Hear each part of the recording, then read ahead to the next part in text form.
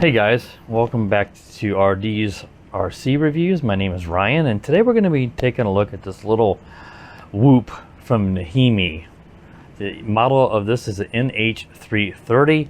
I've done one other Neheme before that was similar to this about a year ago, and I got this one just a few days ago, and I wanted to take it up, just fly it here in the basement and see how it flies. Now, I can't do my typical table review like I typically would do on my channel, because as you guys can see, I'm working on a build here. I'm building the Tamiya Sand Viper, so I didn't want to clear everything off the table.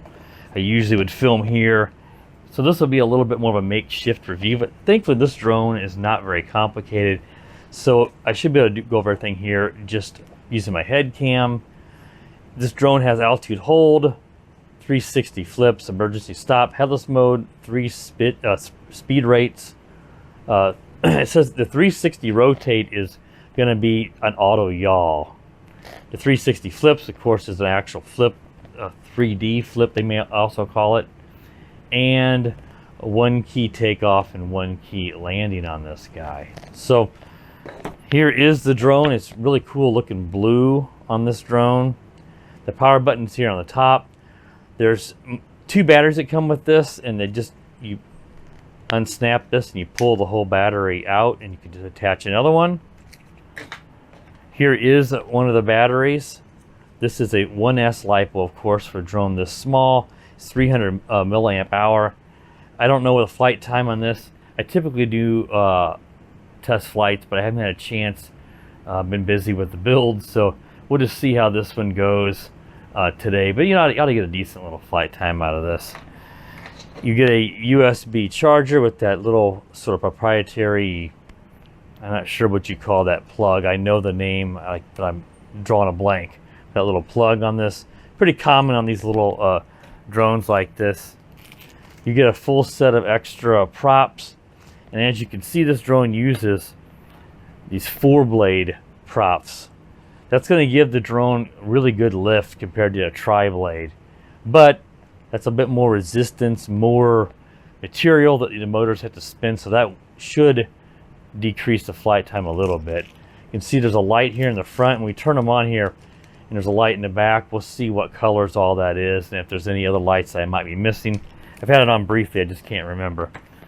And here is a little controller, which is pretty nice feeling little controller. You got your auto takeoff and auto landing. We'll have to see if we have to fire up the props. Sometimes you have to do something with the sticks to get the props started first, and then it takes off.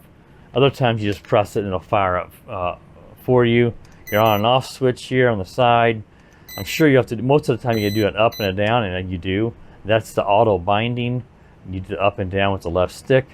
And as you can see, with it being self-centering, that means that it has altitude hold. Here on the side is your a short press on this is for your headless mode, and a long press will put you into that auto yaw, where it just spin really quick. In the right one, it does your 360 flips, and let me check. The speed rates are probably pressing in on the sticks. Let me see if it says that. Press in on the right stick, and you can do that fine tuning, which that's how you do your trim. You press in on the right stick, and once it goes in trim mode, then you can give it whatever trim you need from the 2 sticks. And your left stick pressed down will do your speed rates. So as you're flying, you can press down on this, and it should be 3 speed rates. So we'll have to test that out. See if the yaw increases, and of course the speed's going to increase on the little guy. So what I'm going to do is I'm just going to fire it up. We'll fly here from my table and just fly it around here in the basement and see how this guy flies. So I'm just going to move some of this stuff over, and let's go ahead and turn on the drone. You can see you got blue on the side and white in the rear, blue on the sides, and red in the front. That's pretty cool, and that will really help with orientation. And then turn on the controller, do the up down. The lights have gone solid. To do a calibration, I believe it was both sticks down to the left. Yep. And the lights flash. Let's try that again. And that means it's going to calibrate level. Always a good idea to do that the very first time you fly a drone out of the box, just so the gyro gets set to level. Most drones will do a calibration when you power it up, but in case it doesn't, this is forcing it to do it, especially on a drone that's never been flown. And if you crash the drone, if you crash it, then sometimes that can confuse the gyro, and then you'll notice if the drone is drifting really bad one way or another, that tells you need to calibrate the gyro. If a drone's built decently and you've calibrated the gyro before flight, then it shouldn't need a lot of trimming. Maybe a little bit, but most of the time, if a drone's good, you won't need to do that. Let's go ahead and see if it will do an auto takeoff. Yep. Ooh, wow, that was nice. Okay, I had it facing the wrong way there. So if I said red was the front, I was actually the drone facing the wrong way. So white is the front, red is the rear. That makes more sense. It's easy on this. That's one thing about this drone. The front and the back is not as distinguishable as you'd think. So the lights is a dead giveaway. If you had to go without the lights, that would not be very easy. So let's go. Let's see. This is the lowest rate. Usually it starts in the lowest rate. You see y'all's pretty slow. Good for a beginner. Let's press in. There's your middle rate. And then there's your highest rate. I couldn't hear any beeps. Yeah, I can when I put the controller to my ear. Middle rate, highest rate. I'm going to fly in highest rate since I'm experienced enough of a pilot that I should be able to handle that. Whoa. That's landing as if the battery's dead. That is odd. Because I just charged this battery last night.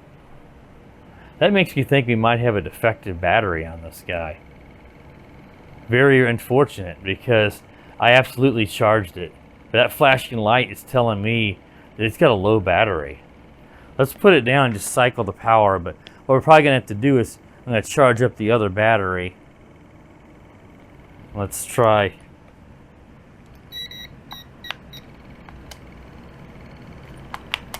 Well, the controller itself is making some weird sounds.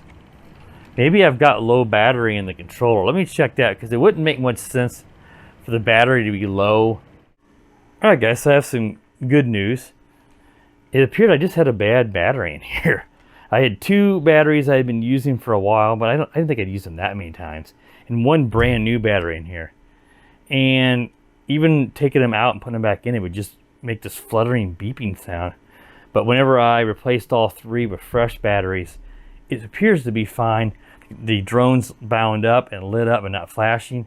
So pretty neat that when the batteries detected that they were low in here, the drone immediately got a signal from here that was low controller battery, and it flashed and landed itself, just as you would expect a low voltage cutoff warning to happen when the drone battery goes low.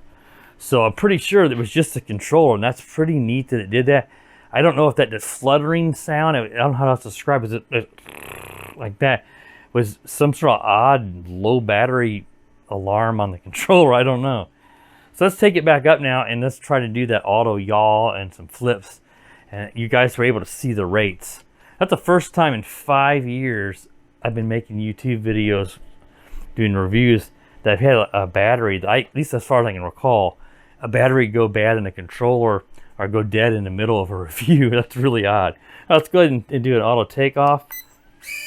We'll probably be in the low. I did that again. That's the second time I faced the drone in the wrong direction, because with this shorter front end in the rear, it looks like this would be the front, but that's actually the rear.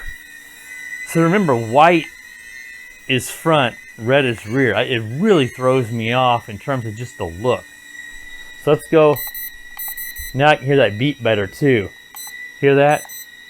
Earlier you couldn't. That was because the battery in the controller was so low it could barely make a beep. Of course, I didn't know that. See, that's pretty stable. You could use a little bit of rear trimming.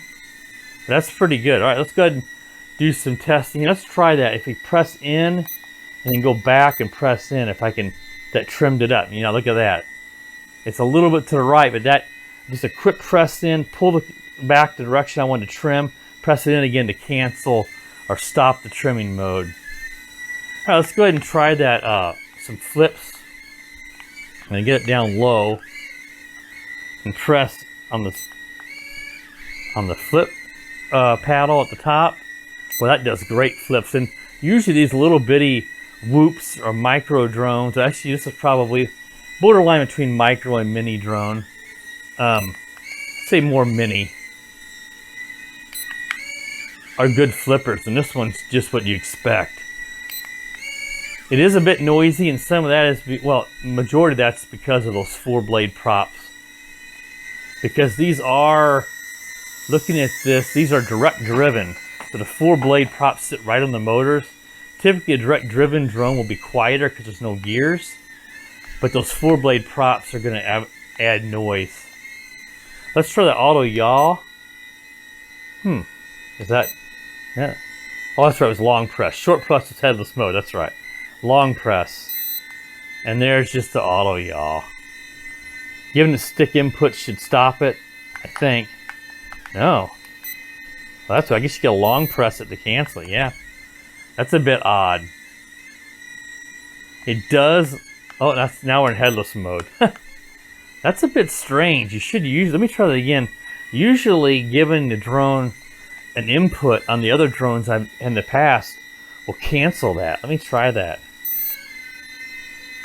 Yeah, it just keeps doing it. I do a long press and it stops it. So you got to long press it again to stop it. That's a little inconvenient. The person panics, then they may crash it because they were expecting it to stop with the inputs. Let's see if we can do a, get out here's a way, an auto landing. Looks really nice. This is a nice stable flyer, just a bit noisy. Let's see what, let's land it again. Let's see how we can manually take off ourselves if we don't want to do the auto takeoff. Let's see if both sticks maybe in or out. Let's just give it throttle. Yeah, that's all you got to do. So give it throttle, that fires it up, and then if you give it throttle again, it should take off. Yep, that's simple enough. A lot of the drones now have gone to the stick combos, but the old-fashioned just throttle starts it up. So you don't need to use the auto takeoff. In fact, I would recommend against it inside because as you saw off the table, it really came close to the ceiling here. If you do it yourself, you can give it just as little throttle as you want to get off the ground, where auto takeoff, you're going to be stuck with this preset height that it rises to at takeoff. Let's see if we can do some funnels. This is a great little flyer. Let's try backing it up here. And there's a funnel, and as expected, in fact, it's even rising a bit, which is great. It means it's really got good power. If a drone's sort of underpowered and you're doing a funnel, they'll tend to lose altitude. And this one's actually going up. That tells me this thing's got really good lift. And it should with those 4 props. 4-blade props. That's what I meant to say. Yeah, really nice. Let's try to open it up a little bit. It's being indoors, it's gonna be tough. Now it looks like we got a low battery now, which is not unexpected. These little whoops like this don't usually have really great flight times. And it's gonna land now. It's getting really close. Yeah, we can't do much. So there we've landed. So these 4-blade props, it's not uncommon on a 4-blade that you have a shorter flight time because, as I mentioned, you're putting more strain on the motors to turn this, and as well, you're more wind resistance on each one and more mass to swing. So that's going to reduce, it requires more power, so it's going to reduce your flight time on this little 1S LiPo. So keep that in mind.